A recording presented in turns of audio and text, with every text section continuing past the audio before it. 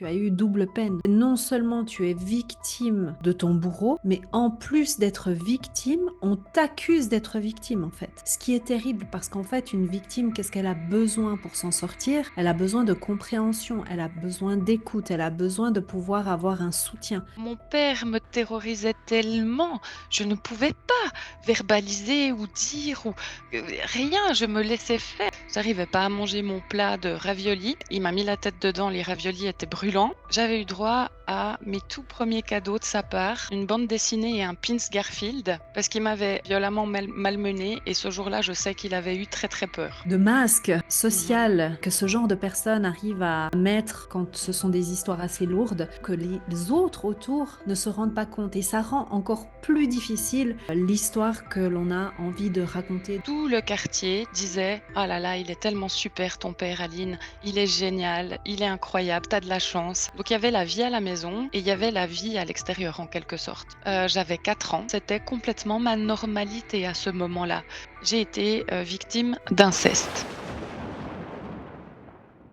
Aline, bienvenue sur ce podcast. Je suis ravie de te recevoir et très honorée parce que on en a discuté pas mal de fois de ce projet de pouvoir se rencontrer à travers un micro, à travers une vidéo, pour pouvoir partager ton histoire, partager ces histoires de, de vie, tout simplement, d'expérience. Et je sais aussi que ben, quelque part, quelqu'un va se reconnaître. Donc, pour commencer, justement, j'aimerais savoir, Aline, pour savoir qui tu es aujourd'hui, c'est tout d'abord de connaître la petite fille que tu étais. Donc, si tu pouvais simplement me parler de l'environnement dans lequel tu as grandi, et puis qu'est-ce qui te définissait à l'époque? Est-ce que tu pourrais nous en dire un peu plus? Oui, bien sûr, mais d'abord, plaisir partagé, Anna. Je suis ravie d'être ici aujourd'hui pour, parler de ce sujet qui me tient à cœur depuis toujours et justement, pourquoi je dis depuis toujours? Parce que comme on va remonter à l'enfance, aussi fou que ça puisse paraître, il y avait une part de moi qui savait déjà qu'un jour je parlerais de ce sujet. Mais on va pas griller les étapes. Donc qui j'étais étant plus petite, donc je suis issue d'une famille finalement, peu nombreuse de 3, une maman, un papa, enfant unique, quand bien même j'ai une demi-sœur, mais j'ai jamais grandi avec elle. Donc je dirais que ce qui résumerait déjà pour commencer, ça annonce un peu la couleur, c'était quand même une enfance, faite de solitude quoi, de grande, grande solitude. Hem, j'ai évolué dans une famille qui était, j'ai envie de dire un petit peu à l'ancienne, sans être trop à l'ancienne non plus, un petit peu cet entre-deux, mais avec des valeurs, très strictes, hein, beaucoup d'autorité, des modes de pensée où il faut travailler très dur, où la vie c'est compliqué, où voilà, ça donne un petit peu le mood, donc pas quelque chose de très, très rose et finalement, mon plaisir, c'était d'aller à l'école parce que l'école, c'était quand même une sorte de liberté pour moi et d'aller dans la nature, faire des choses comme ça. Mais voilà, enfance, très, très seule, hem et malgré tout, voilà, j'étais une petite fille extrêmement joyeuse. Très positive, même si j'en avais pas conscience. C'est plutôt maintenant avec mon regard d'adulte où je me dis: «Mais purée, j'étais toujours enjouée, j'étais toujours volontaire». Surtout, j'étais prête à tout pour faire plaisir, pour être aimée, pour qu'on me donne un petit peu d'attention. Donc, je peux quand même dire, une petite fille très docile, très gentille, très serviable, très souriante. Mais voilà, c'est un petit peu le cadre, de mon enfance. Merci Aline. Tu dis justement que tu étais assez seule, et est-ce que justement par rapport à cette image que tu renvoies là de la petite fille qui essaye d'être docile, ça me vient aux oreilles vraiment un petit peu comme cette espèce d'enfant qui a envie d'être, vu, a envie d'être reconnu par ses parents, a envie d'être, peut-être la petite fille parfaite. Est-ce que toi, tu te reconnais dans ce genre de description? Complètement. Oui, oui, c'est la description parfaite. Heu, j'ai essayé d'être une petite fille parfaite. Je l'étais pas, bien sûr, mais disons que j'ai jamais vraiment excellé dans rien, mais j'ai jamais non plus échoué dans rien et bien sûr, j'avais beaucoup de pression. À l'école, ça fonctionnait plutôt bien pour moi. Donc ça, c'était un bon point et sinon, bah, c'est vrai que étant très seule, je me suis passionnée de lecture toute petite. D'ailleurs, j'ai une petite référence, peut-être pour ceux qui connaissent, parce que ça a choqué beaucoup d'adultes à l'époque. J'avais même eu un professeur qui m'avait engueulée en me disant que c'était pas possible et je me rappelle avoir été outrée ce jour-là. J'avais 9 ans et j'étais toute fière d'annoncer à mon prof que j'étais en train de lire Papillon. Un livre sur, un prisonnier évadé d'Alcatraz. Bien sûr, un livre d'adulte, ça parlait de lèpre, ça me terrorisait, et puis, ben, du coup, je lisais déjà des choses, incroyables pour mon âge, mais on me croyait pas forcément. Voilà, mais j'essayais d'être parfaite effectivement. Je débarrassais la table sans qu'on me le demande, ma chambre était toujours rangée, je demandais la permission pour absolument tout. Quand on me disait de me taire, évidemment que je me taisais, donc voilà. Et ça, mes cousines, qui m'ont vue quand même grandir, étaient aussi assez étonnées de cette docilité, en fait. Et puis, qu'est-ce que tu dirais de ta relation directement avec, tes parents? Parce que, du coup, vu que tu étais principalement avec eux, Mmh. vu que tu n'avais pas de frères et sœurs, qu'est-ce que tu pourrais dire sur la relation avec tes parents? Parce que je pense que c'est important qu'on puisse vraiment, s'imaginer cette atmosphère finalement, Mmh. Alors, je me rappelle de mes premières années, je dirais, ben, en tout cas, je dois dissocier absolument la différence entre ma mère et mon père, parce que je peux pas les mettre les 2 dans le même panier. Donc si je parle d'abord de ma maman, toute ma petite enfance, une maman extrêmement aimante, extrêmement douce avec moi. Hem, Juste malheureusement beaucoup trop occupée par son travail et voire même ses 2 travails à un moment dans sa vie. Donc voilà, pas très présente, mais faute de temps dans une journée, hem, qui m'a vraiment beaucoup chouchoutée. Par contre, qui n'a pas vu l'essentiel et ça, c'est encore une autre histoire. Et après, je serais obligée de revenir sur une autre part de ma relation avec ma maman au niveau de l'adolescence, parce que là, c'est plus comparable et mon père, ben, je dirais que pour une raison que j'ignore, c'était une personne que j'admirais plus que tout. Pour moi, il représentait l'autorité suprême, il représentait la force, il représentait, voilà et du coup, bah, lui, il n'a pas vraiment été très très aimant, mais pas non plus très, rejetant. C'était toujours un entre 2, juste ce qu'il faut pour pas que, je pense, ça soit trop remarqué. Mais il m'a toujours fait très, très peur parce qu'il était, ben, déjà alcoolique, un très gros alcoolique. Donc avec ce que ça implique, hein, comme réaction, des hauts, des bas, de l'agressivité, parfois un peu même de violence et une gentillesse extrême par moment. Donc voilà et je dirais que lui, bah, il me faisait très, très peur, il me terrorisait. C'est lui qui s'occupait principalement de mon éducation scolaire. Donc par exemple, je me rappelle de d'heures entières de révision dans ma chambre où tant que tout n'était pas maîtrisé sur le bout des doigts, ben, c'était impossible d'en sortir ou de manger ou quoi que ce soit et il a été capable de me faire réviser, alors que j'avais 7, 8, 9 ans, 4 heures, 6 heures de temps d'affilée, des choses comme ça. Il a fait partie des personnes, je sais, parce que dans ma famille, il y en a eu deux, trois. Si par exemple, je mangeais mal à table, c'est-à-dire que j'arrivais pas à amener la cuillère à la bouche, et que je me baissais ou ce genre de choses, bah, il prenait un balai, il m'attachait à la chaise. Hem, une fois, j'étais très, très malade. En fait, j'avais fait une grosse, grosse gastro avec beaucoup de fièvre, mais on savait pas encore que j'étais malade. J'arrivais pas à manger mon plat de raviolis. Il m'a mis la tête dedans, les raviolis étaient brûlants. Il m'a traînée dans le corridor jusqu'à la salle de bain pour que je me débarbouille. J'ai perdu connaissance parce que j'avais beaucoup trop de fièvre, j'avais beaucoup trop chaud et quand je me suis retrouvée dans mon lit, parce que, bah, j'avais perdu connaissance donc, il m'a ramenée, hem, j'avais eu droit à mes tout premiers cadeaux de sa part, une bande dessinée et un pins Garfield parce qu'il m'avait violemment malmenée et ce jour-là, je sais qu'il avait eu très, très peur. mmh. Donc voilà et en parallèle, à l'extérieur, tout le quartier disait: «Ah là là, il est tellement super ton père Aline, il est génial, il est incroyable, tu as de la chance» et il y avait une image vraiment de, bah, quelqu'un de très sympathique, très drôle, vraiment avec beaucoup d'humour, qui se faisait facilement des copains. Donc il y avait la vie à la maison et il y avait la vie à l'extérieur en quelque sorte. Bien Mmh. sûr, ma mère n'était pas là dans ces moments-là. Mmh.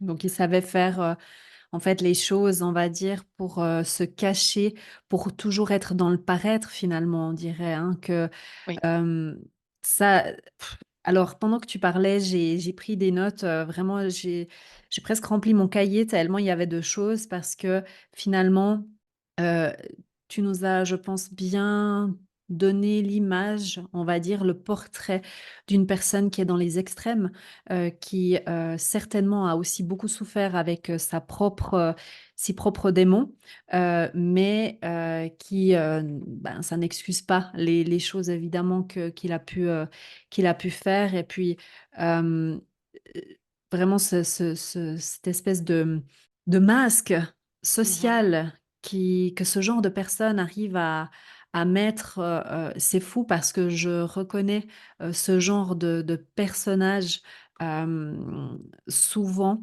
dans les histoires, quand ce sont Mmh. des histoires assez lourdes, de justement que les autres autour ne se rendent pas compte et ça rend encore plus difficile finalement, l'histoire que l'on a envie de raconter, de d'exprimer de ce qu'on a passé.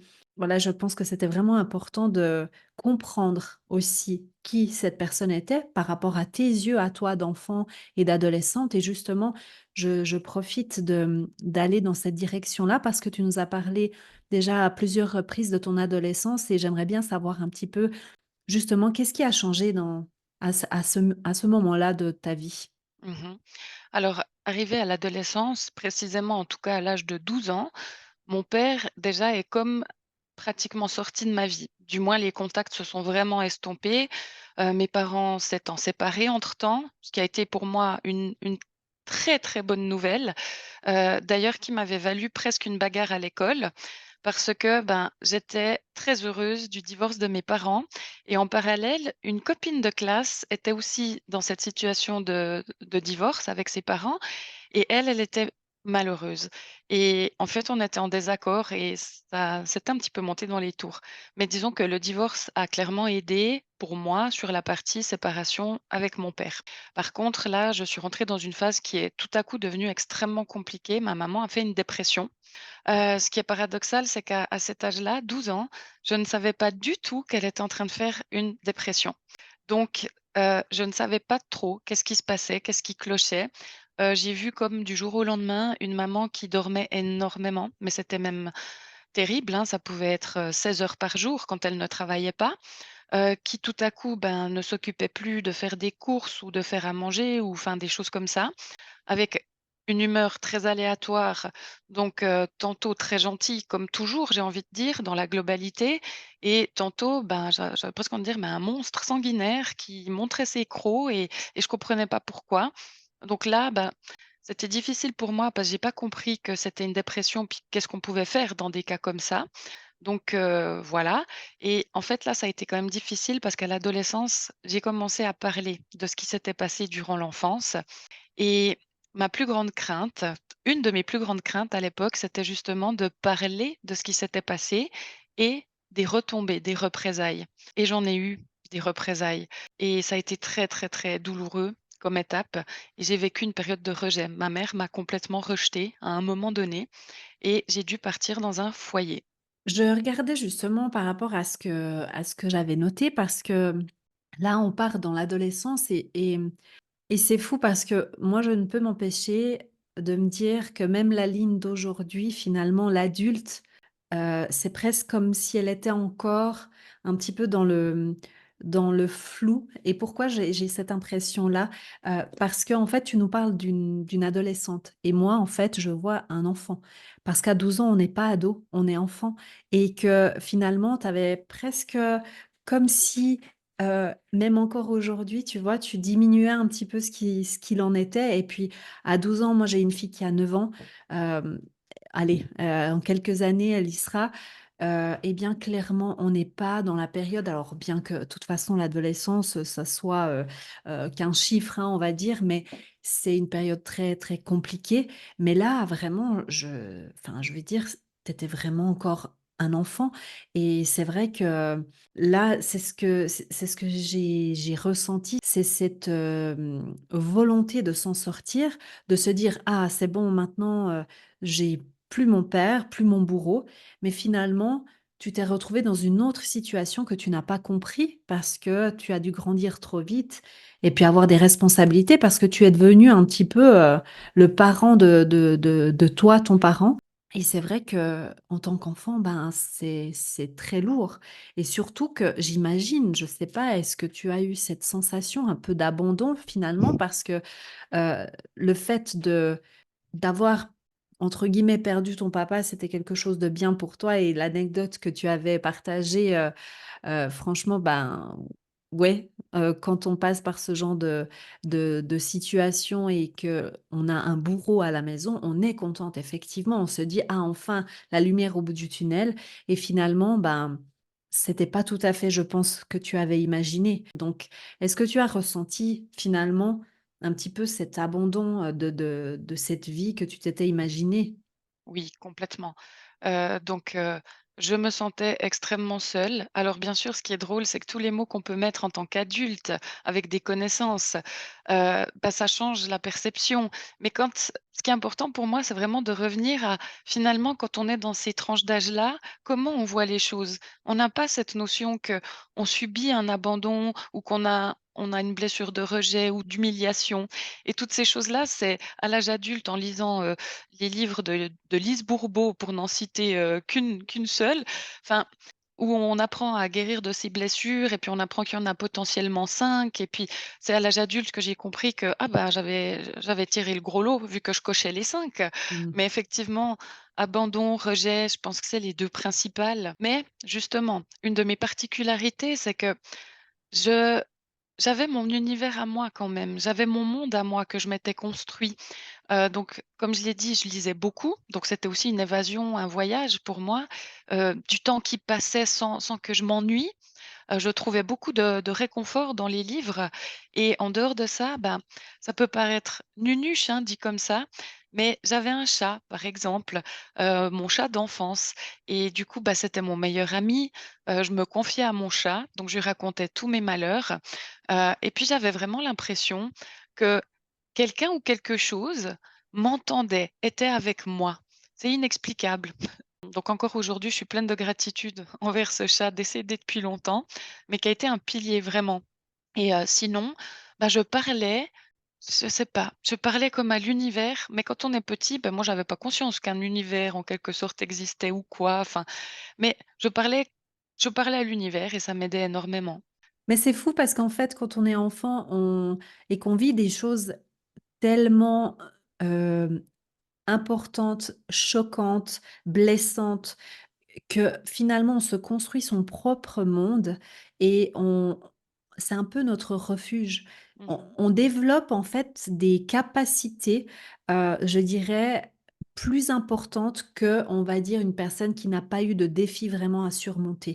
C'est un petit peu alors la comparaison, va être peut-être un petit peu, brutale, mais c'est vraiment ce que je ressens, c'est quand par exemple il y a une personne handicapée qui lui manque, par exemple, la vue, et bien, elle développe les autres sens pour pouvoir, finalement combler ce manque-là.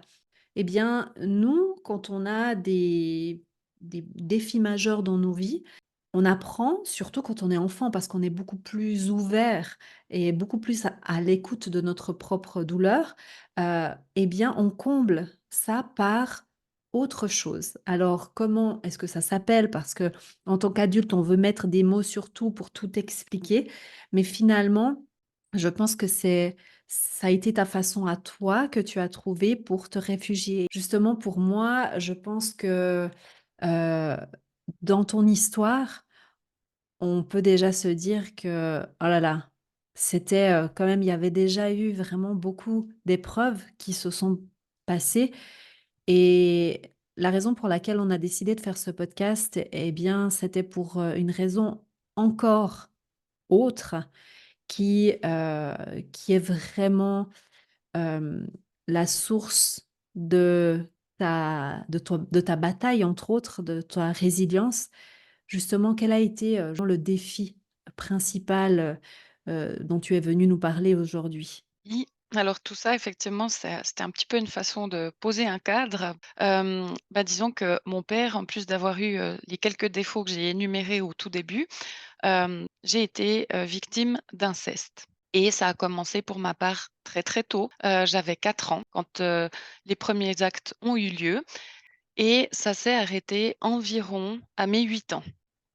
Le pourquoi du comment, c'est tout simplement parce qu'à mes 8 ans, mes parents étaient déjà en procédure de séparation, même si le divorce a eu lieu bien plus tard. Mais il y a eu une première séparation physique qui a fait que, assez naturellement, les choses, s'arrêtent. Donc voilà, mais j'ai vécu, ben, disons, un enfer de mes 4 à, 8 ans de ce côté-là avec mon père et je dirais que ce qui est très important pour moi d'expliquer, hem, c'est que c'était complètement ma normalité à ce moment-là. Je n'avais absolument aucun repère externe, je n'avais aucune idée, heu, en dehors en fait de mes parents, de ce qui était bien ou mal, enfin disons que mes parents pour moi représentaient d'office le bien, étaient forcément mes protecteurs et l'extérieur pouvait effectivement apporter, son lot, mais voilà, moi ça se passait à l'intérieur et pour ça j'avais aucun code. Donc qui ce qui était vraiment, ma normalité et qui a fait que, ben, pourquoi on n'est pas conscient? Pourquoi on parle pas avant? Pourquoi on se laisse faire? Mais pourquoi on n'arrive pas à le dire? Et cetera, et cetera.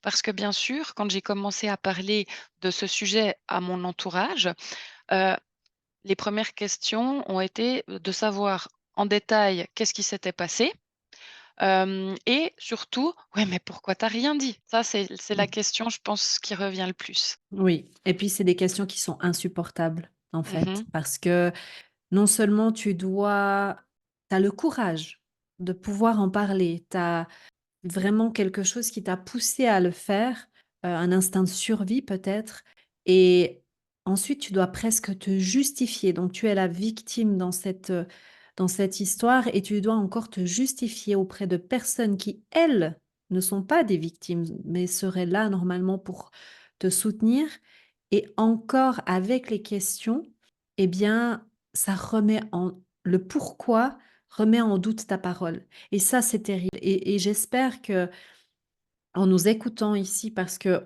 des fois, on a tous peut-être fait, heu, ces choses-là en posant des questions un petit peu déplacées sans le faire exprès. Mais que ce soit des personnes qui posent ces questions ou des personnes qui ont été victimes, c'est insupportable d'entendre: «Pourquoi? Pourquoi tu ne l'as pas fait avant? Pourquoi tu en as pas parlé? Mais pourtant, tu avais des gens autour de toi, pourquoi tu n'as pas dit?» Il y a des fois aussi, en plus, il faut pas sous-estimer ça, c'est que et c'est ce que tu as très, très bien expliqué, c'est que quand on a toujours vécu comme ça, il faut aussi à un moment et c'est aussi pour nous protéger, hein, qu'on ne sait pas que c'est pas normal. À partir du moment où on commence l'école, on commence à se confronter aux autres, c'est là qu'on se rend compte que c'est pas normal, que c'est pas comme ça, en fait, chez tout le monde et c'est vrai que là, en plus de ça, quand tu arrives à passer au-dessus de tout ça et que on te pose la question, c'est insupportable. C'est vraiment insupportable et surtout que j'ai pas réagi quand tu as parlé avant, mais c'était justement parce que je voulais te poser la question maintenant parce que pour moi ça a vraiment résonné, très, très fort.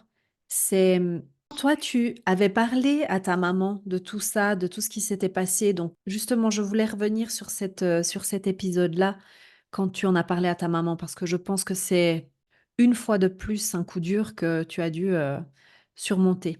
Oui, alors, donc effectivement, ça a été ma deuxième plus grande blessure. Est-ce que je peux même dire si elle a pas pris le dessus à un moment donné? Je pense que oui. Je devais avoir, à peu près 15 ans et en fait, j'avais pas du tout prévu de lui dire la vérité. C'est-à-dire que, de base, j'avais prévu garder ça toute ma vie secret. Et parce que j'estimais quand même que j'allais surmonter ça et que voilà, c'était une affaire réglée en quelque sorte. Et ce jour-là, en fait, il s'est passé, bah, on s'est tout simplement disputés, et bien sûr, ben, je m'en rappellerai toute ma vie parce qu'on était dans la cuisine. Heu, Plus aucune idée des motifs de la dispute, mais rien de bien significatif. Simplement, à un moment donné, ma mère, m'a, crié dessus en me disant que j'étais une petite ingrate, que j'étais jamais contente, et puis que, elle savait pas ce qu'il fallait de faire de plus pour me rendre heureuse et c'était un petit peu dans l'alignement: «Tu as tout eu, tu es jamais contente», enfin voilà. Et là, je peux même pas expliquer qu'est-ce qui s'est passé. Bah, je suis devenue comme folle, quoi. Il y a la lave qui est montée et le volcan a explosé. J'ai perdu le contrôle et j'ai commencé à regarder ma mère et à lui dire: «Tu crois vraiment que j'ai tout eu? Tu crois vraiment que?» et là, j'ai vu qu'elle a changé de tête, j'ai vu qu'on passait aux choses sérieuses. Elle m'a pas laissé, prendre la poudre d'escampette et elle m'a forcée, en fait. Elle m'a dit: «Mais dis-le alors, si s'il y a vraiment eu quelque chose, dis, qu'est-ce qu'il y a qui va pas?» et en me poussant à bout, ben, j'ai réussi à lui cracher le morceau. Je suis comme dans un blackout, je peux pas répéter mot pour mot ce que je lui ai dit. Je sais qu'il y a une rafale de mots qui sont sortis. À la fin, j'étais juste en état de choc parce que je réalisais que je venais de dire, l'imprononçable et en fait, j'ai tout de suite regardé ma mère droit dans les yeux. J'ai vu son regard de dégoût, de mépris, et elle m'a traitée de menteuse. Elle m'a dit: «Je te crois pas, c'est pas vrai» et elle m'a dit: «Si c'est ça, tu qu'une sale pute». Donc Mmh. là, bien sûr, j'étais toujours enragée. Elle m'a dit: «Si c'est vrai ce que tu racontes, eh ben, alors tu qu'à aller chez les flics et tu vas porter plainte». J'étais tellement enragée, que je suis partie sur le champ. Quelques centaines de mètres plus loin, il y a le poste de police principal de ma ville et j'ai dit au guichet, à la réception que voilà, je venais porter plainte. Quand, on m'a demandé pourquoi, j'ai dit: «Ben, pour inceste». Là, ben, ils ont changé de couleur et bah, ils ont tout de suite mobilisé une équipe, très bienveillante, une femme qui m'a interviewée. La dép la Le dépôt de plainte a duré, l'audition a duré 4 heures de temps et s'en est suivi en fait, après une longue procédure avec des avocats, ma mère en fait qui m'avait quand même, insultée, tout à coup était quand même révoltée par ce qui s'était passé. Elle commençait à y croire vu que j'avais été jusqu'au poste de police et bien sûr, sans jamais s'excuser pour les mots prononcés. Mais par contre, alors là, elle voulait qu'il paye, elle voulait que justice soit rendue et en fait, bah, j'ai encore une fois de plus fait cette démarche à l'époque pour faire plaisir à ma maman. Surtout pour réagir à ce: «Je suis pas une menteuse, alors ça je peux pas laisser passer, ça fait partie de mes valeurs» et du coup, il fallait que je me batte jusqu'au bout pour être reconnue. Face à ma mère, avant toute chose, en fait. Après, on est venu beaucoup me parler en me disant, «Oui, mais c'est important de parler, c'est important d'aller jusqu'au bout de la procédure, après cette étape-là, tu vas te sentir mieux, et il faut qu'il paye» et cetera et cetera. J'ai fait tout ce qu'on m'avait dit de faire jusqu'au jour du procès, qui a été encore une étape extrêmement difficile dans ma vie, hem, avec un père qui a nié les faits dans un premier temps, qui ensuite s'était contredit lui-même, donc a commencé à admettre, jusqu'à finalement admettre absolument tout sur toute la ligne. Il est effectivement reconnu coupable, et là, je tiens à préciser quelque chose aussi. Le juge a été exceptionnel parce que il a toujours gardé à l'esprit qu'il avait une jeune fille de 15 ans devant lui. Enfin 15 ans, 16 ans et quelques au moment du procès, vu que ça a duré un petit peu et à un moment donné, il m'a convoquée séparément, on est sortis de l'audience et il m'a demandé très clairement qu'est-ce que je voulais comme peine pour mon père? Qu'est-ce qui me ferait le plus de bien? À savoir que, à l'époque, j'ai été jugée sous une ancienne loi et cette ancienne loi prévoyait que, au delà de 10 ans, il y avait de toute façon prescription et bah, forcément, quand ça a commencé à mes 4 ans, bah, j'étais un peu hors délai. C'est 10 ans, de 4 à presque 6 ans, il y avait prescription. Donc c'est les faits les plus durs qui auraient dû être jugés et qui n'ont pas pu être jugés. Et le juge, ça le rendait malade en fait, hein. Il devenait fou à cause de ça, mais il m'avait quand même dit que mon père était, éligible à la case prison, quoi et qu'il pouvait avoir une peine allant jusqu'à 5 ans. Et quand il m'a dit ça, j'ai peut-être oublié de préciser quelque chose au début, mais mon père a déjà fait beaucoup de prison, plusieurs années de prison avant de rencontrer ma mère. Et du coup, ben, je voulais pas qu'il retourne en prison parce que, pour la petite histoire, dans les menaces que mon père avait, proférées pour que je ne dise rien, pour que je ne parle pas, notamment une des menaces, c'était: «Si tu dis quelque chose, papa, il va avoir de gros problèmes. Si papa retourne en prison, papa, il va mourir en prison». Je voulais pas avoir sa mort sur la conscience et j'en avais parlé au juge que c'était ma hantise, qu'il aille en prison à cause de ça et finalement, bah, il a été condamné, à 2 ans avec sursis, et puis à me verser 10 000 francs de dédommagement pour tort moraux. Hem Et que j'ai refusé parce que donc pour resituer dans le contexte, à cette époque-là, je n'avais pas d'ordinateur. Donc j'avais écrit 3 fois la même lettre en manuscrit, une pour mon avocate, une pour l'avocat de mon père et une pour, le juge, où j'écrivais que je renonçais à cette somme parce que pour moi, de toute façon, aucune somme pourrait compenser ce que j'avais vécu, et que pour moi, c'était comme de l'argent sale. Mais si je devais faire un résumé, ben, je dirais qu'il y a eu la première partie où, bah, j'étais victime d'inceste. Après, bah, il y a eu la dépression de ma mère qui a été une étape. Après, il y a eu, on va dire, l'aveu. Ensuite, il y a eu le procès et ça a été assez difficile quand même parce que pendant cette étape de procès, j'étais en partie dans un foyer. Donc, je me suis vraiment, sentie abandonnée sur tous les fronts. Donc depuis le temps que tes parents se sont séparés, que tu es allé entre guillemets «au départ vivre avec ta maman», et que tu as porté plainte, il y a eu 3 ans qui se sont passés entre tes 12 et tes 15 ans en fait. Là, il y a eu, cette Exactement. période où tu étais, que tu étais plus chez ta maman, c'est ça? Tu étais, Alors non, alors j c'est vrai que j'ai peut-être pas été très claire, je me rends compte maintenant. En fait, c'est à partir de mon aveu, heu, mmh. quelques mois après mon aveu, j'habitais toujours avec ma maman. J'ai jamais quitté le foyer à ce moment-là, mais bah, je la dégoûtais, c'était un fait, quoi. Je la dégoûtais, il y avait quelque chose qui passait plus, elle me regardait plus de la même manière, elle m'aimait comme plus, en fait et je devenais un boulet pour elle. D'ailleurs, elle me traitait de boulet, elle me disait que j'étais un poids pour elle et ben, un jour, en fait, j'avais pas compris pourquoi, parce qu'il y avait pas eu d'élément déclencheur, mais j'ai tout simplement retrouvé mes sacs. J'avais 2 grands sacs de sport XXL et j'avais retrouvé mes sacs de sport devant la porte d'entrée. Et en fait, ce jour-là, j'avais eu le malheur d'oublier mes clés de la maison et elle avait profité de cette brèche pour que je puisse plus rentrer.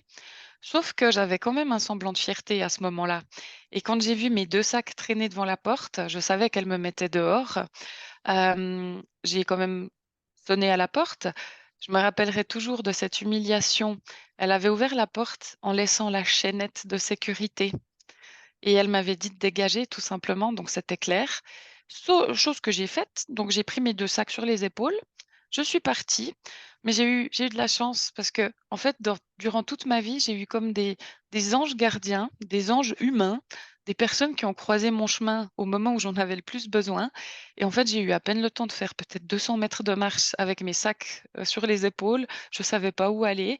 Je J'ai rencontré en fait, une amie, une connaissance qui m'a tout simplement trouvée en train de marcher et pleurer et qui m'a jamais laissée partir. Elle m'a tout de suite recueillie chez elle, donc chez ses parents. Et puis à partir de ce moment-là, bah, j'avais accepté l'hébergement pour la nuit, comme c'était je me rappelle très bien, c'était un «vendredi soir» entre guillemets, enfin un vendredi fin de journée. Le lendemain, je voulais faire des démarches, mais c'était le week-end, je pouvais pas. Donc j'avais accepté un hébergement que d'urgence pour le week-end. Les parents étaient effarés, parce que, ben, en fait, ils comprenaient pas comment ma mère avait pu me jeter à la rue. Ils essayaient de comprendre ce qui s'était passé. Heu, je leur donnais le maximum d'explications sans pour autant leur parler de mon histoire, parce qu'à ce moment-là, je voulais pas parler, hein. C'était clair que je voulais pas parler. Donc ils comprenaient pas trop, mais c'était des parents aimants, donc ils ont décidé qu'à mon âge, on pouvait pas me laisser dans la rue. Mais je me rappelle que le lundi matin, première heure, je m'étais rendue toute seule à la protection de la jeunesse. J'avais expliqué ma situation. Ils ont quand même essayé de me faire retourner chez ma mère et j'ai dit que c'était pas possible. Ils m'ont dit: «Mais vous avez bien de la famille». C'était pas logique pour eux qu'aucun membre de ma famille puisse, dans l'urgence, m'accueillir et pourtant c'était la réalité. Et du coup, bah, cette famille, m'a hébergée pendant un peu plus de 2 mois, parce qu'il y avait pas de solution, en fait et au bout d'un peu plus de 2 mois, j'ai pu rejoindre un foyer. Ils ont voulu m'adopter, mais légalement, c'était pas possible, ce que j'ai trouvé très touchant à cette époque-là. Mais du coup, c'était important pour moi de pas profiter de leur charité et d'aller seule dans ce foyer, parce que le but, c'était de pas être un boulet et de faire tout ce qu'il fallait pour atteindre cette fameuse liberté. C'est fou ce que des fois certains mots peuvent, peuvent créer comme réaction et comme blessure, hein. Parce que le fait, que tu répètes à chaque fois: «Je ne voulais pas être un boulet», c'est les mots que tu as entendus de ta Mmh. maman et c'est, je pense quelque chose qui est vraiment resté, gravé en toi vu que, heu, finalement cette famille ne te demandait rien. Elle voulait juste que tu sois bien et toi, tu as voulu aussi de par ton histoire, je pense, pouvoir aller de l'avant pour aussi trouver toi-même ta propre solution. Parce que là, c'était une solution pour toi intermédiaire. Mais c'est vrai que tu voulais pas forcément, peser sur qui que ce soit parce que, ben, comme on te le disait, ben, tu le croyais que c'était le cas. Donc, c'est vrai que pour, revenir un peu à ce que tu disais avant parce que il y a tellement de choses, terribles dans ton histoire et choquantes, que c'est un enchaînement en fait de choses, et ce qui est le plus, pour moi ressorti, c'est que finalement, hem tu disais la blessure de ta maman, finalement, de t'avoir, rejetée, c'était la deuxième plus grande blessure et après tu t'es corrigée et tu as dit: «Je pense que c'était la plus grande blessure». C'est fou parce que quand une personne extérieure n'a pas vécu ce genre de trauma, ils peuvent pas raisonner. C'est comme quand tu discutais avec ta petite copine d'école, que tu étais contente que tes parents divorcent. Ils peuvent pas comprendre parce qu'ils ont pas passé par ce genre de situation. En revanche, quand tu passes par des situations où tout est grave, hein, tout est grave, il y a pas, c'est difficile de mettre un plus ou un moins, mais surtout chez les gens qui n'ont pas vécu ce genre de situation. Parce que finalement, l'inceste, voilà, ça a été quelque chose qui, a été sur du long terme quand même, de 4 habitants, c'est énorme et c'était justement dans cette période où tu n'avais pas forcément conscience que c'était mal.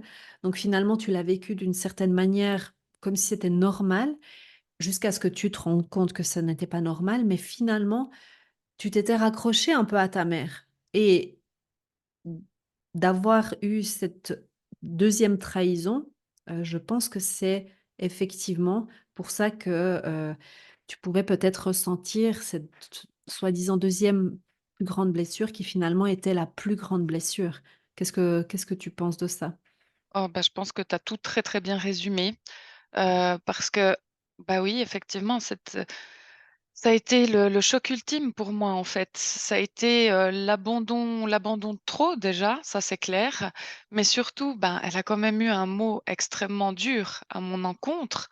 À l'adolescence, on construit son image, on se cherche, enfin, voilà et bah, j'ai quand même, je suis une jeune fille qui a grandi en se disant que j'étais peut-être effectivement une quoi. Enfin, je suis obligée de reprendre ce mot parce que c'est quand même le mot qui a été employé.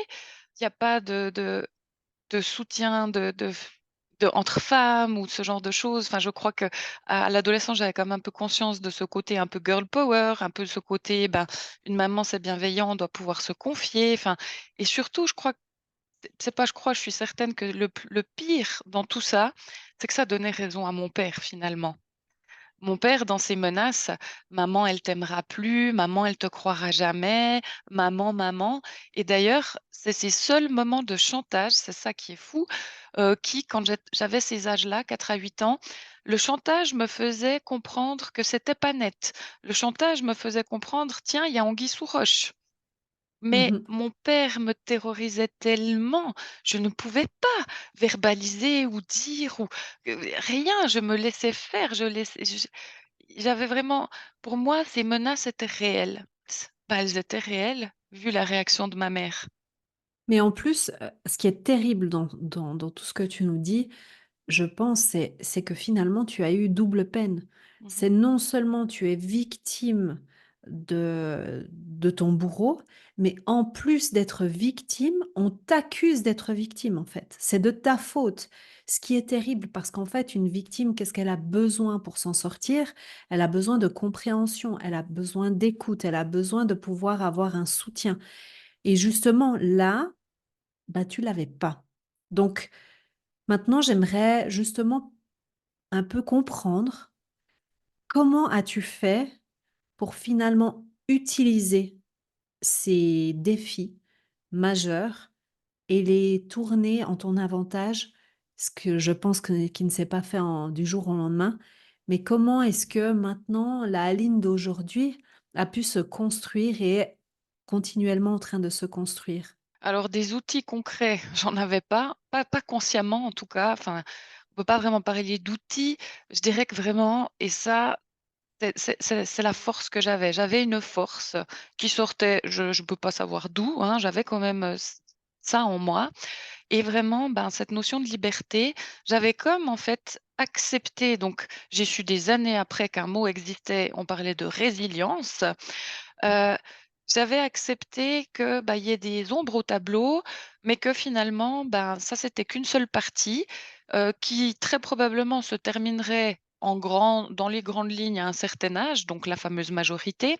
Donc finalement, je me raccrochais à cette liberté et j'avais comme, je ne sais pas si on peut vraiment parler de 2 personnalités, mais je pense quand même que oui, parce que finalement j'avais la part de moi qui était en souffrance, qui était cachée, très cachée, hein. Je parlais pas du tout à ce moment-là, sauf par obligation d'aller porter plainte ou des choses comme ça, mais sinon le reste de mon entourage n'en savait rien. Hem, donc j'avais cette part de personnalité qui souffrait, mais j'avais comme pas conscience en fait que je souffrais. Je pense que c'est un mécanisme de survie qui se met en place et j'avais cette part très optimiste qui attendait en quelque sorte, bah, que le temps passe, mais qui voyait le temps passer, donc c'était concret et bah, je me forgeais, mon petit univers à moi, c'est-à-dire que j'étudiais beaucoup, je lisais beaucoup, j'étais toujours dans ces mécanismes-là.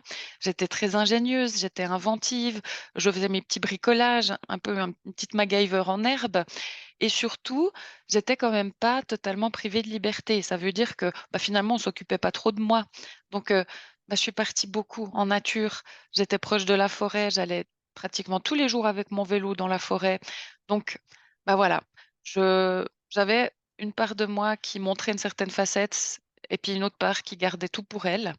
J'imagine que dit comme ça, c'est sûrement pas très aidant pour les personnes qui m'écoutent et qui aimeraient sans doute un outil magique ou, quelque chose de concret pour pouvoir, mais c'est vraiment une force, c'est une force. Alors, je pense effectivement qu'au niveau de l'outil magique, heu, il n'existe pas d'outil magique tout simplement, hein, qu'on soit bien clair parce que chacun doit faire son propre chemin et c'est au fil des rencontres, au fil des lectures, au fil des discussions et surtout, je dirais, au fil du temps, quand on apprend à se connaître. La connaissance de soi, hem, comme on appelle souvent le développement personnel, est tellement important, je pense, pour la reconstruction et je pense aussi que quand on est victime de ce genre de situation, justement, on a envie de sortir de ce statut de victime. Parce que malgré le fait qu'on mérite d'avoir ce statut-là, on n'a pas envie d'y rester parce que la vie, ce n'est pas que ça et c'est finalement utiliser ces défis pour les transformer en force qui, justement donne cette impression de femme forte. Est-ce que tu as souvent entendu les gens te dire, «Ah mais toi tu es forte, tu es une femme forte». Est-ce que ça c'est revenu assez souvent et je pense que je connais la réponse? J'ai déjà un grand sourire donc oui, Mmh. ça c'est la phrase punchline que je peux bientôt plus, voir en peinture parce que on me l'a dit en permanence, et surtout, en fait, bon déjà j'aime pas ça parce que forcément, être forte sur des bases comme ça, je m'en serais bien passée, hein, sincèrement. Mmh. Mais surtout que en plus d'avoir cette c'est pour moi, c'est comme une fausse admiration. «Ah waouh, tu es forte!» mais en fait, le revers de la médaille de cette force, c'est qu'en fait, on va encore plus nous abandonner ou finalement nous laisser livrer à nous-mêmes parce qu'au final, on va pas s'inquiéter pour nous parce que vu qu'on est fort, on va forcément s'en sortir et vu qu'on s'en est sorti toute notre vie, bah, il y a pas de raison d'échouer, hein. Donc en fait, il y a jamais eu d'accueil de mes émotions ou de mes angoisses ou de mes interrogations et ça par contre à l'âge adulte, même encore aujourd'hui, c'est quelque chose qui peut m'énerver, je ne veux pas forcément le montrer, quand on dit: «Ah mais de toute façon toi tu es forte». Ça Oui. pique. Ça pique parce que finalement, c'est comme tu l'as très bien dit, c'est vu que tu es forte, les gens ne te soutiennent pas parce qu'ils pensent que tu as tout sous contrôle et qu'à la limite, ils pourraient rien t'apporter de plus. Alors on passe un message aujourd'hui à toutes les personnes qui voient des femmes fortes et des hommes forts. Ne pensez pas qu'ils sont et qu'elles sont fortes parce que en fait, elles ont autant besoin, si ce n'est plus, d'aide que ceux qui paraissent faibles. Voilà. C'est un petit message que je passe ici parce que je l'ai entendu à maintes et maintes reprises. Et puis, la seule réponse que j'avais envie de dire, c'est, eh ben, en fait, oui, je suis forte, mais c'est presque comme si j'avais pas le choix. Alors, bien sûr qu'on a toujours le choix finalement, mais j'aurais préféré ne pas vivre ça et être faible à la limite. Donc, vraiment, c'est pas un compliment, hein, de dire à quelqu'un qu'il est fort, même si ça part d'une bonne intention. Je me demandais s'il y avait quelque chose parce que justement, on essaie de donner un petit peu des des choses, pratiques à quoi se raccrocher. Parce que moi, par exemple, pour, surmonter, toutes mes difficultés, tous mes défis, c'est assez, contradictoire parce qu'on fait ce podcast avec ton histoire et en fait, j'ai pas partagé non plus mon histoire. Donc un jour, je le ferai et peut-être que j'inverserai les rôles pour, me faire interviewer moi-même dans mon propre podcast peut-être, on verra. Mais en tout cas, je sais que moi, pour me relever de tous les défis que j'ai eus, il y a une chose à laquelle je me suis raccrochée et je dis même qu'elle m'a sauvée, c'est la musique. La musique en règle générale, mais plus particulièrement la danse. Parce que, comme j'exprimais avant, le fait de quand on passe par des traumas comme ça, si forts et si nombreux, eh bien, on a ces valeurs qui viennent se mettre très, très, très, très fort et très ancrées pour toute notre vie. Et il y a aussi ces espèces de comme toi tu disais, je m'accrochais à cette petite voix, cet univers, je demandais à l'univers. Ben, on se construit notre propre monde et notre propre, bouée de sauvetage, en fait, j'ai envie de dire. Et moi, ma bouée de sauvetage, c'était la musique parce que dans les moments, peu importe les moments, eh ben, je pouvais toujours me raccrocher à ça. Est-ce que toi, il y a quelque chose parce que tu as parlé des études, en l'occurrence, des livres que tu lisais, la nature, est-ce que c'est ça? Est-ce que c'était ta bouée de sauvetage, si tu devais en choisir une? Ben, si je dois en choisir une, je dirais que la principale, c'est vraiment en lien avec la nature et les animaux. Parce que, bah, justement, mes grands moments de liberté et de bonheur quand j'étais petite, c'est quand justement, bah, je prenais mon vélo, parce que mon vélo me permettait de pédaler. Ou mon Dieu, si maintenant ma maman savait jusqu'où j'avais pu aller à l'époque, à mon jeune âge, je pense qu'elle ferait une syncope. Mais en fait, bah, j'avais des missions. C'est-à-dire que dans ma tête et dans la vraie vie, en fait, bah, j'agissais comme une exploratrice. Donc, bah, j'allais dans la nature. Alors déjà, je partais en mission de chasse au trésor. J'avais quand même, des rêves, d'être, une chercheuse, une archéologue ou ce genre de choses, hein, et bah, je cherchais vraiment des trésors et j'en trouvais. Alors pour moi, des trésors, c'était des pierres, des cailloux qui avaient une forme ou une apparence ou une couleur particulière. Ça pouvait être un bout de bois, avec aussi une forme particulière. Ça pouvait être des coquilles d'escargot, ça, Dieu sait combien j'en ai ramené à la maison. Enfin, tout ce qui pouvait susciter à peu près ma curiosité. Et puis, bah, j'avais un cahier de notes et je notais mes expériences que je m'inventais. Enfin, voilà, ça, c'était mon monde imaginaire à moi, mais que je vivais. Enfin, c'était mon jeu. Autant, ben, des petites filles pouvaient jouer au Barbie ou à faire des coloriages ou des choses comme ça. Bah, ça, c'était mon jeu. Mais bah, il était concret, quoi. Donc ça, c'était une part de ma vraie vie qui m'a vraiment, vraiment, beaucoup, beaucoup soutenue. Et bien sûr, dans mes parcours de chasse au trésor, bah, je vivais quand même proche de fermes ou de forêts. Donc j'avais, mes amis, ben, j'avais des chiens qui étaient mes amis, j'avais, des vaches qui étaient mes amis, j'avais des chèvres, j'avais voilà. Je parlais aux animaux pour de vrai quand j'étais petite et j'avais vraiment l'impression qu'ils me répondaient.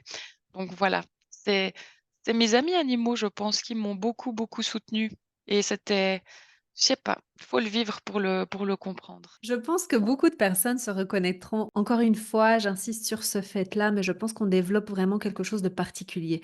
Cette force, soi-disant, qu'on a, c'est ça. Moi, pour moi, c'est ça la force qu'on a, c'est que on cherche.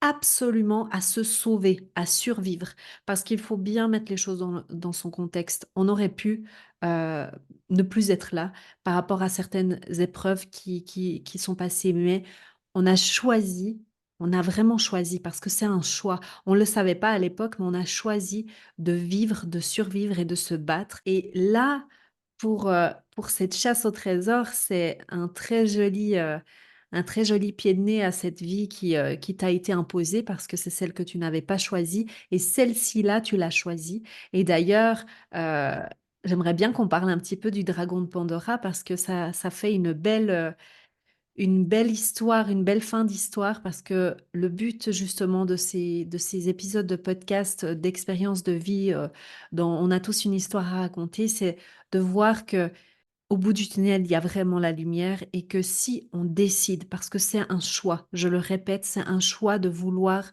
avancer, de vouloir vivre, de vouloir se battre et de se dire que la vie, c'est pas que ce qu'on nous a imposé. Là, maintenant, c'est notre choix d'avancer, c'est notre vie et ce qu'on en fait.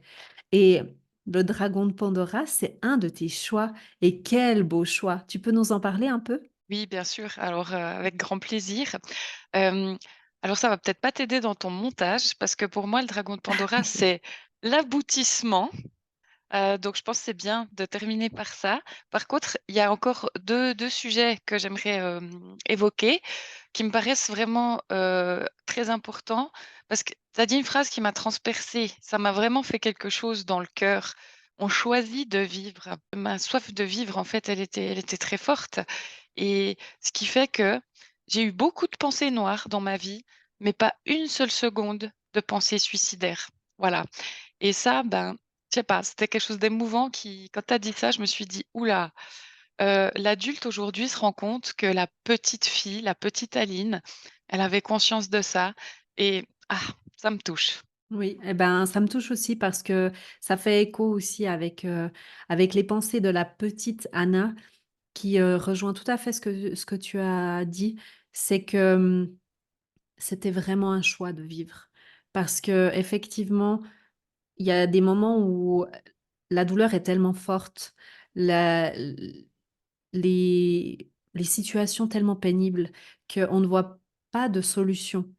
Et que évidemment, oui, les pensées sont noires, mais jamais, au grand jamais, je n'ai pensé à terminer ma vie, à finir ma vie parce que pour moi, c'était pas une option et ça, c'est quand même quelque chose, d'assez fort parce que c'est pour ça, je pense aussi que le fait quand on nous dit que tu es forte nous nous va contre parce que on sait à quel point ça aurait pu être à ça, de pas être forte et que, ben, certaines fois, c'était vraiment tu as l'impression que c'était pas un choix parce que souvent les gens me disent: «Oui, mais on n'a pas toujours le choix». C'est très rare les cas où on n'a pas le choix de décider d'aller mieux, de vivre. Bien sûr, c'est pas un choix facile parce que, il y a des gens qui choisissent de tomber dans l'alcoolisme, de tomber dans la drogue, de c'est aussi un choix. Mais on n'en a pas forcément conscience. Donc, merci d'avoir partagé aussi ça parce que je pense que c'est important aussi de le souligner, effectivement. Et finalement, bah, j'ai parlé de mon parcours avec l'inceste, avec cette obligation d'aller, porter plainte que je ne voulais pas à l'époque, où j'ai dit plusieurs fois que je voulais surtout pas parler et puis parce que vraiment à ce moment-là, je voulais pas, hein, je voulais pas laver mon linge sale en public, j'étais dans la honte et surtout, je refusais catégoriquement d'être dans la catégorie victime. C'était impensable pour moi à ce moment-là. Et ça me paraît quand même important, que si, par exemple, des personnes nous écoutent et se demandent peut-être: «Oui, mais est-ce que ça m'aiderait d'aller peut-être plus loin, d'en parler ou alors d'aller carrément à l'étape d'après, devant un tribunal?» et cetera. Bah, j'ai envie d'être honnête et transparente. Non, peut-être, pas forcément et peut-être que ce sera même pire. Heu, Comme peut-être ce sera la chose à faire et que ce sera très, très aidant mais ça, c'est propre à chacun. Donc moi, j'ai quand même envie de conseiller d'écouter vraiment sa propre voix intérieure et surtout, il y a que nous-mêmes qui pouvons savoir est-ce qu'on est vraiment prêt? Parce que pour moi, c'est vraiment une question de timing. Hem, au moment où on m'a obligée de faire toutes ces démarches, bah, j'étais pas prête. J'étais pas prête. C'était trop violent pour moi, c'était trop brutal. Hem, J'étais quand même adolescente, donc encore en pleine construction, enfin bah, voilà, prescription ou pas prescription et d'ailleurs, petite parenthèse, la prescription, maintenant, on est dans une nouvelle loi, elle n'existe plus. Ah. Donc si des gens, veulent s'exprimer, même 20 ans après ou quoi que ce soit, ce sera totalement reconnu. Mais voilà, ça, c'est propre à chacun. C'est pas parce que ça a marché pour un que ça va marcher pour tous les autres. Certains vont peut-être mourir avec ce secret. Si c'est mieux pour eux, c'est peut-être OK. Mais par contre, bah, moi, j'ai quand même réussi à faire le chemin avec le travail de pardon. Comment? À vrai dire, je sais même pas. Mais je suis arrivée à un stade où c'est devenu OK pour moi. J'arrive même à dire aujourd'hui que si c'était à refaire, je choisirais la même vie, aussi fou que ça puisse paraître, parce que c'est grâce à tout ça que je suis qui je suis aujourd'hui et j'échangerais ça pour rien au monde. Même si des fois, bah, bien sûr, je rêve d'une vie meilleure, je changerais rien et finalement, bah, moi, il m'aura fallu, 38 ans de ma vie, enfin, à l'âge de 38 ans où j'ai pu dire: «Je suis une victime», en le pensant pour de vrai. Mais finalement, j'avais besoin que de la reconnaissance de moi envers moi-même. Mmh. Et aussi ce qui est important, ce que tu as dit, je trouve, c'est par rapport au pardon. C'est que, souvent, on a l'impression de jamais, jamais au grand jamais, et surtout pour les personnes externes, se dire: «Mais comment tu peux pardonner?» et cetera. C'est pas tant finalement, je pense, selon mon ressenti, le pardon de l'acte, de la personne. C'est plutôt un pardon pour que nous, on puisse être tranquilles. En fait, c'est presque entre guillemets, hein, un geste plutôt pour notre propre personne, pour notre bien-être, notre ego, peu importe ce qu'on veut y mettre dessus, mais c'est pour qu'on puisse avancer et qu'on puisse finalement ne plus être dans cette case de victime, ne plus être dans cette case de, «J'ai vécu ça, je suis forte». Non, on veut en fait se reconstruire par rapport à celle qu'on a envie d'être aujourd'hui, finalement, tout simplement, sans plus ni moins. Donc c'est important et merci d'avoir aussi précisé le fait que la case justice n'est pas une fin en soi. C'est pas obligatoire, c'est pas quelque chose qui peut-être pour certaines personnes, ça va aider dans le travail, de deuil quelque part, parce que c'est un travail aussi de deuil de cette relation, de cette personne, de tout ce qui s'est passé, mais c'est pas une fin en soi et des fois ça vient remuer beaucoup plus que ça ne guérit. Donc il faut vraiment encore une fois, apprendre, je pense, à se connaître avant de faire quoi que ce soit. Et c'est vrai que par rapport à ton histoire, et on le voit souvent hein, dans ce genre de scénario, que ben on se retrouve forcé encore une fois à faire quelque chose qu'on n'a pas décidé. Là, en l'occurrence, c'était pour prouver que sous l'impulsion de, et finalement, si tu devais choisir maintenant aujourd'hui de le faire de cette manière, peut-être que tu l'aurais fait différemment.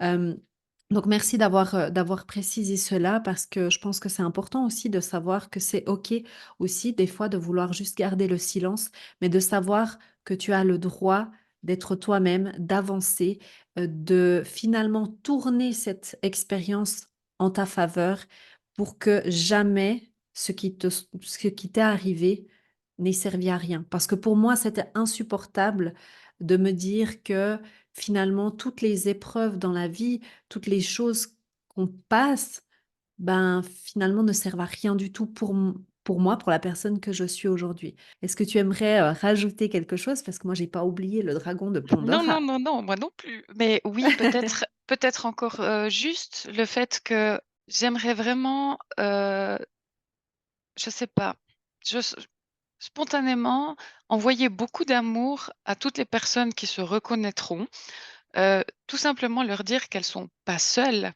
Qu'il y a des possibilités si vraiment et j'aimerais aussi faire un clin d'œil spécial aux garçons, aux petits garçons, parce qu'il y a quand même une tendance qui tourne beaucoup autour de des filles, des petites filles qu'il faut faire attention, puis les femmes qui sont vulnérables.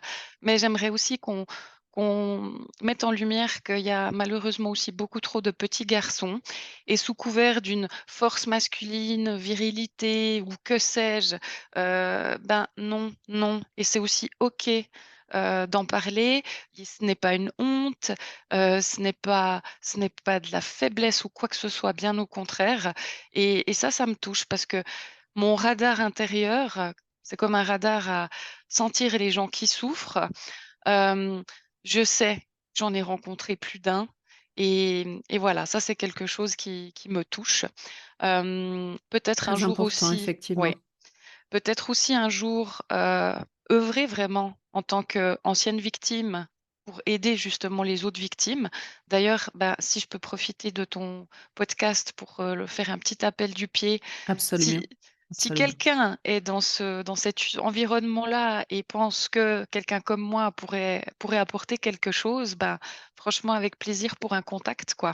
Avec plaisir et je pense que justement, il n'y a personne de plus apte à écouter, à part bien sûr, en dehors, de la médecine, hein, qu'une personne qui a passé justement par la même chose. Rien que l'écoute, rien que la compréhension, de savoir que finalement on se retrouve un peu dans le même monde et qu'on arrive à comprendre les réactions que certaines personnes qui n'ont pas vécu ça ne comprennent pas. Rien que ce soutien-là est super important. Donc évidemment, heu, ben, avec grand plaisir que ce soit vers toi, vers moi si, les personnes se sentent plus attirées par une personne ou par l'autre, parce qu'il faut vraiment trouver en vous la personne qui vous correspond en fait finalement, hein. C'est hyper important et c'est ce que j'essaye aussi de faire avec le Blossom Group qui est le groupe de parole que j'ai créé où on peut justement se réunir. Alors, on ne parle pas forcément, des sujets comme, de l'inceste ou des traumas spécifiques, mais par contre, c'est un lieu où justement il y a de l'écoute, il y a de l'entraide, il y a des expériences de vie et des amitiés qui se créent et je pense que de commencer par ce genre d'endroit, c'est aussi intéressant parce qu'il y a cette bienveillance derrière et c'est ça qui est important. Exactement. Mais merci beaucoup parce que pour moi ça c'est une belle, opportunité donc et vraiment, bah, je pense que, ça s'entend j'espère, mais ça me tient tellement à cœur que voilà et donc on va peut-être maintenant revenir sur le dragon de Pandora.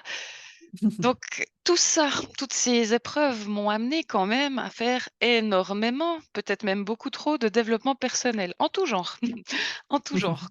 Et en tout genre, alors, autant du très rationnel, très scientifique, très, psychologique, que, plus spirituel, hein. Donc, après c'est que des ressentis, c'est pas des choses qui se prouvent, enfin et cetera. Donc j'ai toujours eu un côté très perché et à la fois très terre à terre, hein, ça c'est ma personnalité. Puis finalement, dans mes nombreux développements personnels, un jour, un exercice consistait à se reconnecter avec son petit enfant intérieur. Exercice que j'ai fait, énormément, hein, bien sûr, à différents niveaux. Exercice très douloureux, hein, aussi, au passage, par moments, c'est clair. Mais là, c'était chouette parce que dans cet exercice, on me proposait de me reconnecter avec la petite fille que j'étais parce que apparemment, le petit enfant en nous sait exactement ce pourquoi on est destiné dans la vie. Et c'est parti d'abord d'une analyse, où je me moquais presque de moi-même en me disant: «Ouais, mais attends, quand j'étais petite, qu'est-ce que j'aimais faire par-dessus tout?» Et justement me revient cette image de la petite Aline qui prend son vélo, qui va chasser des trésors dans la forêt et ailleurs et cetera et cetera. D'ailleurs, oui, j'ai même cherché de l'or un temps, donc je prenais les choses très, très au sérieux Ah oui, et tu final étais ah à oui, fond oui! dans ton rôle, là. Ah, mais il fallait m'appeler, Indiana Jane, enfin très clairement quoi. D'ailleurs, c'était mon petit surnom de Jane Indiana Jane que je m'étais donné, en secret et justement tout à coup, ah je me suis sentie comme transpercée. Vraiment, j'ai ressenti quelque chose de très fort dans mon ventre, dans mes cellules, dans mon cœur, dans mes tripes, dans tout ce que vous voulez et où je me suis dit: «Ah, chasseuse de trésors». chasseuse de trésors professionnelle. Et c'était une révélation. Sauf qu'après, mon mental, bien endurci est venu dans la course, se moquer du plan en disant: «Elle est mignonne celle-ci, chasseuse de trésors professionnelle, on peut pas c'est pas un métier quoi en soi». Et puis bon, on est quand même ici en Suisse, je veux dire, je vis pas, au fin fond de l'Arkansas, sur un site, d'archéologie rare ou que sais-je donc et finalement Disons que c'est un peu plus compliqué, au voilà. niveau de la géographie, hein. C'est ça. Et du coup, bah, finalement, j'ai aussi regardé autour de moi, qu'est-ce que j'ai chez moi, autour de moi en permanence, c'est-à-dire sous mon nez, tout simplement. Et là est venue l'idée du dragon de Pandora qui est en fait un cabinet de curiosités. Donc pour situer, qu'est-ce que sont les cabinets de curiosités? Ce sont les ancêtres des musées. Donc à l'origine, depuis tout temps, l'homme, bah, bien sûr, il y avait les colons, les explorateurs, donc il y avait cette tendance à découvrir des nouveaux pays, des nouveaux continents, de vouloir ramener un objet trouvé sur place, que personne n'avait jamais vu auparavant. En parallèle, on était aussi dans une époque où il y avait un sacré développement des connaissances en médecine. Donc tout ce qui était attrait de l'insolite, du rare, de l'étrange, voire même du dérangeant, avait totalement leur place dans un cabinet de curiosité.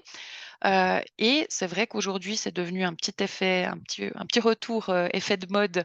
On va en voir de plus en plus, hein, je suppose. Mais bah, finalement, bah, j'ai ouvert mon propre cabinet de curiosité. Alors, je n'en vis pas du tout. Pour l'instant, c'est une passion. Mais finalement, la passion qui m'a fait, bah, survivre à toute mon enfance. Je rêve de pouvoir en vivre, d'en faire un j'aime pas dire en vivre, mais en faire mon métier et gagner mon salaire à travers mon cabinet de curiosité. Mais voilà, c'est né tout simplement en interrogeant la petite Aline que j'étais, qui a répondu à cette question, ben, chasseuse de trésors. Superbe. J'adore cette histoire. À chaque fois que tu la racontes, ça me met des étoiles plein les yeux parce que finalement, on se rend compte que peu importe, hein, si on a passé par des épreuves, ou pas, parce que des épreuves, on en passe tous, mais je veux dire, ça dépend de l'intensité aussi, hein, quand même et peu importe, je pense que c'est important de revenir se connecter à cette petite fille ou ce petit garçon que l'on était, pour aller vraiment creuser. Mais il faut vraiment creuser, hein, pour le coup, là, on parle, bon, de Indiana Jane qui creuse, mais c'est vraiment ça, c'est aller creuser. Qui étais-je? Qu'est-ce que j'aimais vraiment? Et puis, bien sûr, l'adapter avec, ben, on n'a plus 4 ans, on n'a plus 5 ans, hein, c'est normal. Mais je pense que on oublie avec la vie et d'autant plus si on a passé par beaucoup de choses, bah, en fait, ça fait comme, moi j'ai toujours tendance à penser à ça comme un disque externe qui a une certaine capacité de mémoire en fait et tu, enregistres des choses dessus donc ça, ce sont tous les événements de notre vie et le disque externe, c'est notre cerveau qui a une certaine capacité et plus tu en mets dedans, bah, plus il y a des fichiers qui sont enregistrés, des vidéos, peu importe et à un moment, il sature, en fait, ce disque, parce qu'il a une certaine capacité. Ben, notre cerveau, c'est la même chose.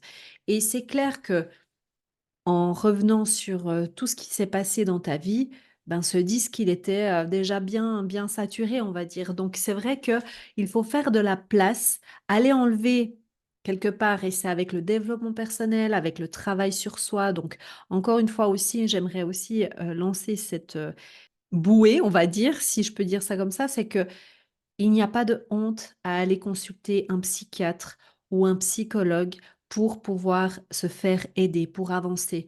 Moi, j'ai fait de la psychothérapie pendant plus de 2 ans. Je pense que j'aurais pu être accompagnée encore plus longtemps, mais comme a dit Aline, il faut vraiment s'écouter, sentir quand on en a besoin et il y a des fois où on arrête et on reprend et on arrête et c'est pas non plus une obligation.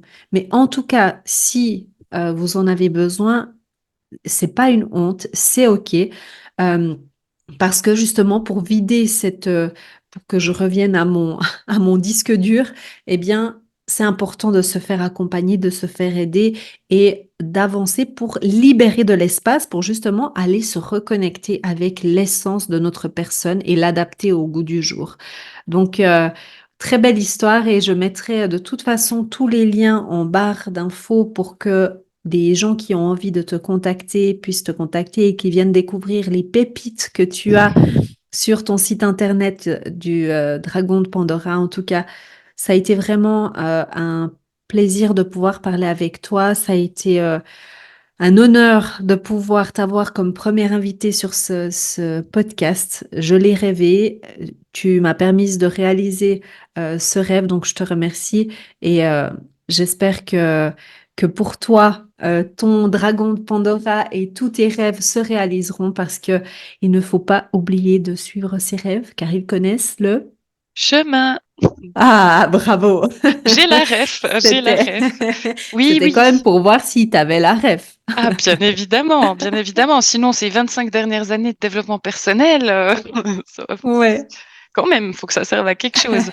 Non, mais c'est vrai que, bah voilà, maintenant, je me sens comme, je pense que c'est l'effet aussi qui se coule des 40. Je sens que je vais entrer dans une deuxième étape importante de ma vie, comme une nouvelle vie qui commence en quelque sorte. Donc, bien évidemment, si des passionnés, mécènes ou quoi que ce soit veulent investir dans du squelette de dinosaure ou des choses comme ça, je n'en serais que joie. Mais voilà, un pas après l'autre, je continue de suivre mon cœur, mon instinct et toujours en quête de liberté, en fait. Voilà, ça continue. Bah, merci Aline en tout cas pour ton temps et eh bien je vous dis à tous une belle journée et n'oubliez pas de suivre vos rêves car ils connaissent le chemin. Bye, bye Aline, merci. Merci Anna. Ciao.